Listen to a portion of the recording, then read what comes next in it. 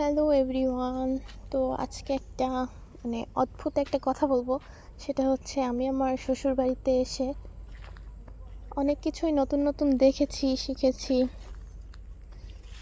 আর আরেকটা জিনিস, অদ্ভুত জিনিস হচ্ছে এই যে মোরগ জবা গাছ আছে, যে এই যে মোরগ জবা ফুল গাছ, এই ফুল গাছের যে যে ডগাটুকু, এই যে ডগার যে শাকটুকু বলে পাতা, তো এনারা শাক হিসেবে খায়। আমি দেখছি যখন এই উঠান থেকে কোনো শাক উঠানো হয়, তখন এই মোরগ জবার পাতার এই যে 4-5 পাতার ডগাটুকু এটুকু নিয়ে নেয়, বলে যে এটাও খাওয়া যায়। তো আমিও খাইছি, খারাপ লাগে নাই, ভালোই লাগছে। তো এটা কার কার আপনাদের কার কার এলাকায় এরকম খায়, কে কে খায় একটু বলবেন। আমি তো দেখলাম আমার শ্বশুরবাড়ি এলাকার মানুষ এরকম খায়। তো আপনারা কি কেউ খেয়েছেন?